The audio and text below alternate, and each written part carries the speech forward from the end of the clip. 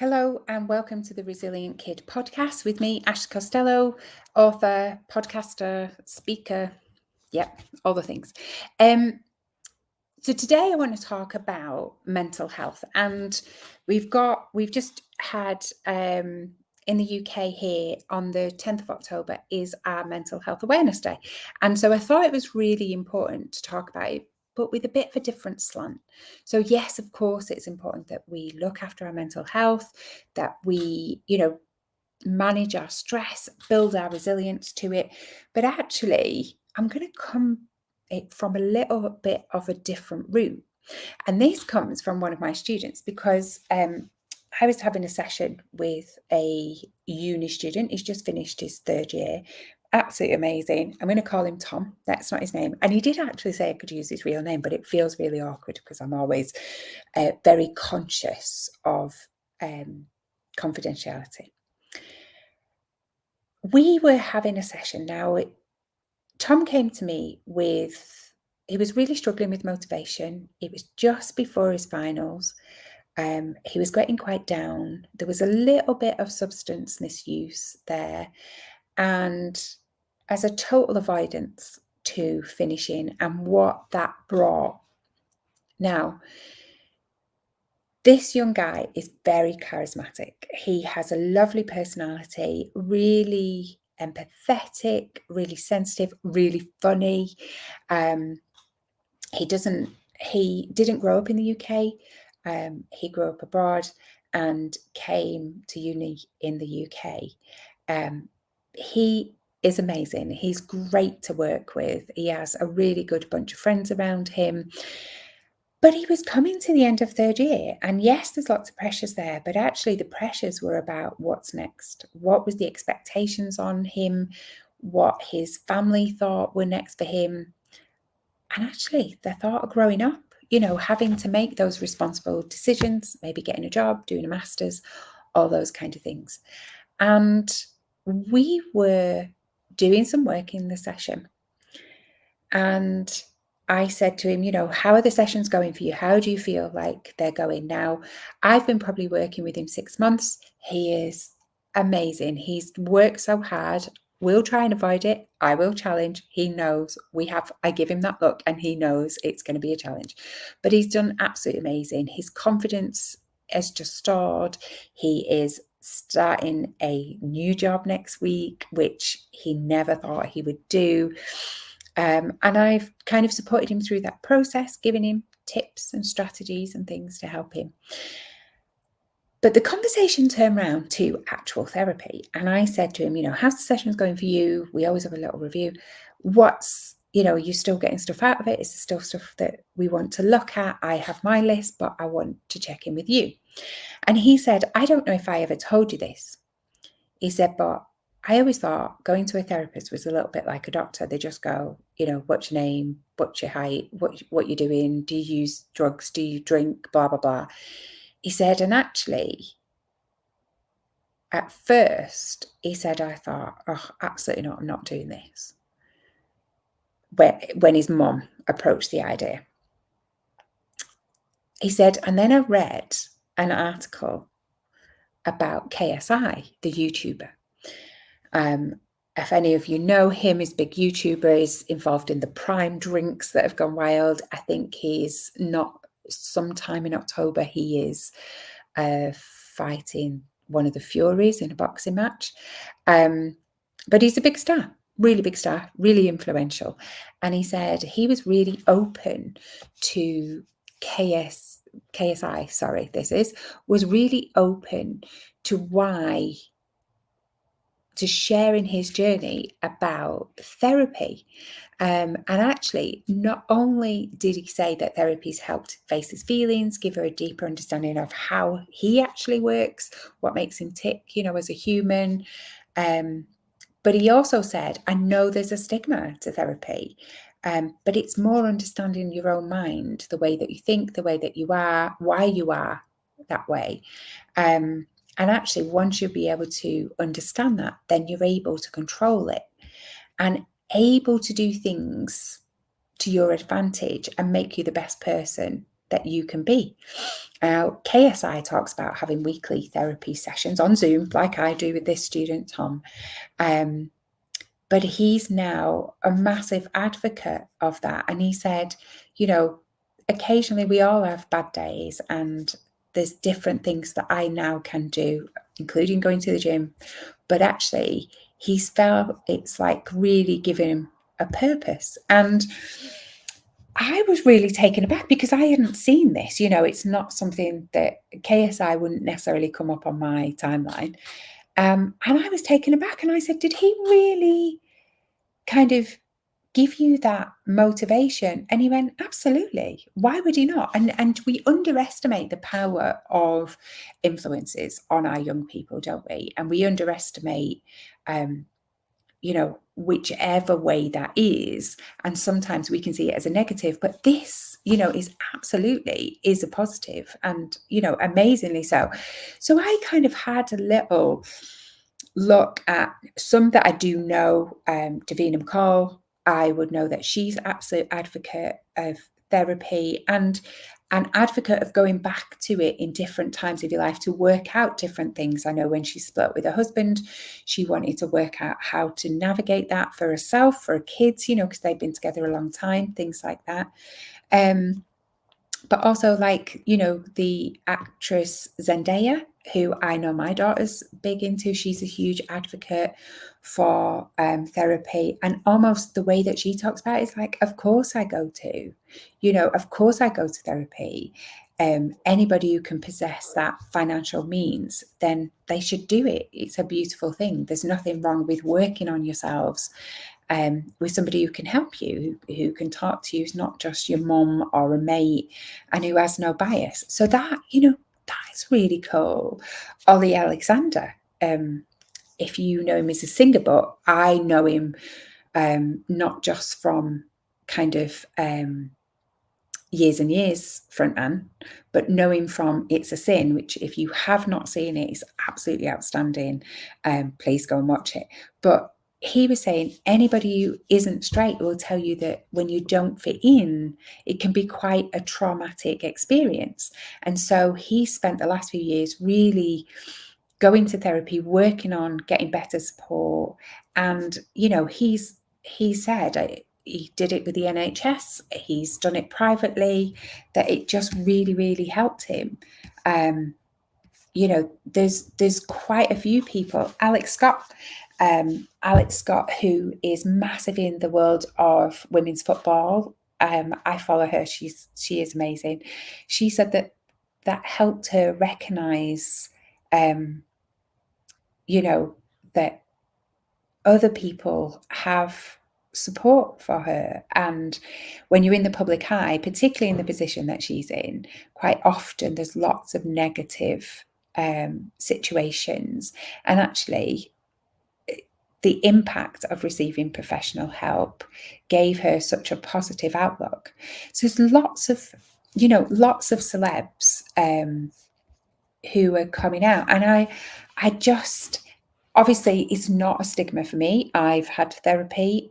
Part of working as a therapist is that you have to have your own therapy. I have monthly supervisions. I have an hour and a half every single month, and sometimes more if I'm busy.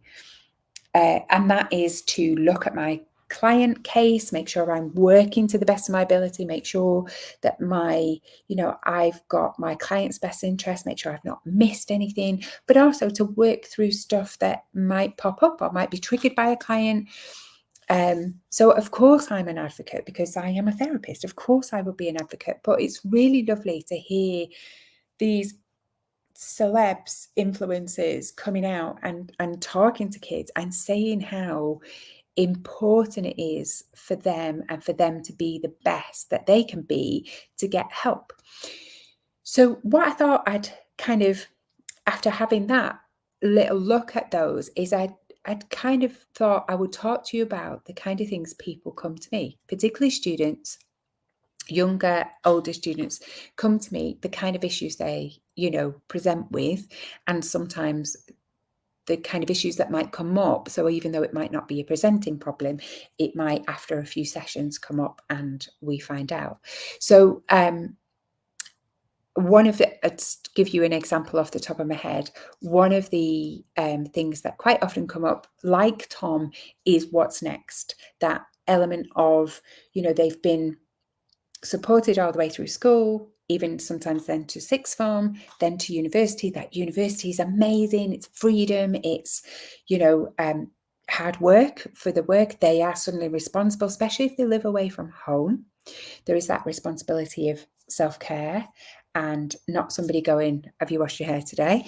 It's that the responsibility lies on them. What are they eating? Are they eating enough? Are they getting the right nutrients? I know we joke about students having pot noodles, things like that, but actually looking at that, because self-care is a component of resilience. So quite often we'll get something like that where they're really worried about the pressures of uni. So we can, that's something that often I will get called in to work with that student for. Then afterwards as well, around, what is next? This is it now, I've got to be a grown-up, and the responsibility, the 9 to 5 kind of thing. What am I going to do? Like, I don't actually know. I've done a degree in this and I don't actually know what to do now. So they're the kind of things. Other things will be sometimes around, where do they fit in? Particularly if it's a blended family. Sometimes it can be that, mum and dad have separated, absolutely the best thing for them and for that child. But then mum has also got, a new partner, maybe a new sibling. Dad might, have married a new partner and they've got children. So this one child is then between two houses and the only one that is not connected. Does that make sense? And actually, it's really important sometimes that we look at how they fit in. Where do they fit in? How do they feel special? So stuff like that, divorce, separation, things like that. Emotional regulation. Younger kids is a lot around not being able to manage their emotions. Lots of anger issues, lots of meltdowns where they just don't know how to manage. And sometimes if parents have got more than one child and one child has managed it really easily and they're not, sometimes parents need a little bit of support, like, it worked for this, but it's not working for this one. How do I manage that? So that's where I step in. So I'll do some work with the children, but then I'll also do some work with the parents as well to help just manage that. Because, one of my things is, if they gave you, when you have a baby, if they gave you a book on how to raise that child, if you have another child, I'd have to give you another book, because kids are different. Absolutely, they are different. And we can't raise them all the same. It just doesn't work that way. Another kind of aspect is sometimes is recognizing that some behavior that we have in children is not the run of the mill or not what they've seen, and actually starting to recognize neurodivergent traits in children is something that parents struggle with. And particularly if the parent has not recognized those kind of traits in themselves, or they do recognize it, but they don't realize that it is because, maybe they've got showing ADHD, ADD traits or autistic traits, and they recognize the traits in the child, but they don't actually recognize that that might be because they are neurodivergent, or that the parent themselves are neurodivergent. So it's things like this that I have all the time come to me. Now, university students, what I will say, and actually I was talking to a mum the other day, and because I do quite a bit of work with students who have lived abroad, particularly in Abu Dhabi, because I lived in Abu Dhabi for a while. They come to the UK because parents are usually British. They come to the UK to study at uni, but parents might still be in Abu Dhabi working and things. And one of the mums said to me the other day, Ashley, do you know what it's like having an extra pair of eyes on your child? Even though I text every day, I'm not having those in-depth conversations because they don't always want to open up, and just knowing that you're there and keeping that extra pair of eyes. And if there was anything wrong or any worry, you would be in touch, and having that check-in, constantly, really, really helps. And so, things like that. So the way I usually work is, if it is a primary kid, quite often I'll go into the school if they're local. Did have a little boy up in Scotland, and we did it on Zoom, and he was just brilliant. We had such good fun over Zoom because I had to get more creative to some of the work that we did. But we did have a really really good fun. So the way I work is, if it's local, I'll go into the primary school. If not, we'll kind of do it on Zoom. But then after a few sessions, I always have a parent session as well, how to support your child, how to support that parent. Like, that's a lot of my job. Some is a little bit of education, some is a little bit of awareness, but actually giving them tools and strategies to help with that child and the child's behavior. Because every behavior that we display is to fulfill a need, and that doesn't matter if you're 5 or 50. It is to display a need that you have, and actually we need to be able to fulfill that for the behavior to then stop or calm down. I work with high schoolers and sixth formers quite a lot on Zoom because that's easier. They like that modality, they like this method of working. So I do a lot with them, and we work through, and the teens are just amazing, absolutely amazing. And I get kind of everything from identity to how do I, mums and dads might come to me and say, I'm not quite sure, they're really struggling with anxiety and things like that. So that's how they, that is what we call the presenting issue.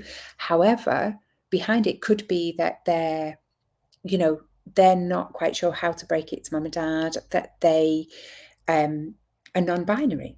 It could be that they're anxious because, they've had a lot of hassle on Instagram, and again, they don't want to share that with mum and dad.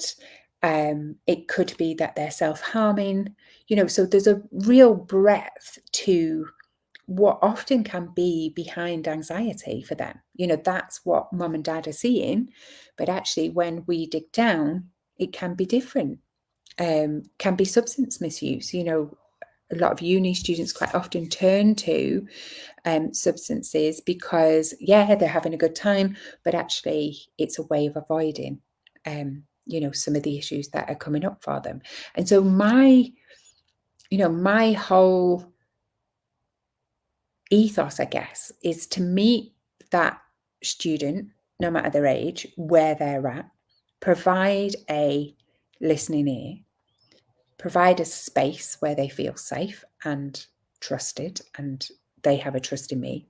And then also to be challenging, but to give them tools to, help them navigate this very difficult life, particularly in times of social media. So I guess with Mental Health Awareness Day, I've talked about self-care on the podcast, but actually one of the things I really want to emphasize is, if your car is broke and you're not a mechanic, you take it to the garage, and none of us are broke. We all just need sometimes some professional support to help us. And so if your child is struggling, there's a real bravery and a real strength in reaching out and going, can you help? And I'm not just talking about me. I'm talking about whether you sign up for a course, you read a book, you approach a therapist. But if you're struggling as a parent and you want to know your child better and you want them to be the best, digging down and getting that strength to reach out and say, I need help, is amazing. And you will often not look back, because that's what we're here for. That's what there is therapists around the world that do this. And I actually had a conversation this morning. I randomly met a dad of a younger client of mine, and he said, have you got a day off? And I said, no, I said, I've just got an hour off. So I thought I'd have a little walk and just chill out a little bit and then, come back to work. And he said, oh, you look very chill considering like you've got, that's why I thought you had a day off. And I said, no, because, my job is, I'm not saying it's always easy, but it's not just a job. Anybody who comes into therapy, more often than not, come to therapy because of the love they have for kids, for the want to be able to make this world a better place and give those kids the tools and strategies to help them in life. And so it doesn't always feel like work, so I'm very, very lucky in that. And there is lots and lots of therapists out there that feel the same as me. Always go with your gut instinct. Have a look on the BACP website, which is the British Association of Counselling and Psychotherapists. And just on that note, counselling is therapy. I'm a psychotherapist, which means I have a psychology background. That's why you hear me talk about brains, how the brains work, behaviour, things like that. But is still a therapist as well. So they've done kind of extra training. Have a look on BACP website for a therapist near you and look at what they specialise in, but go with your gut. Go with that instinct of you are the right person or you're not the right person for me and my family and my child. So with that, I'm going to end it here and just say to you, take care of yourselves, take care of each other, particularly in this week where we have Mental Health Awareness Day. Do something nice for yourself, just like me going for a walk today. Any questions, comment under here, whether it's YouTube, podcast, Spotify, or email me at ashley@theresilientkid.co.uk. And just as a little side note, if you want to do what I do, drop me a line. I'd love to have a chat with you. Lots of love for now.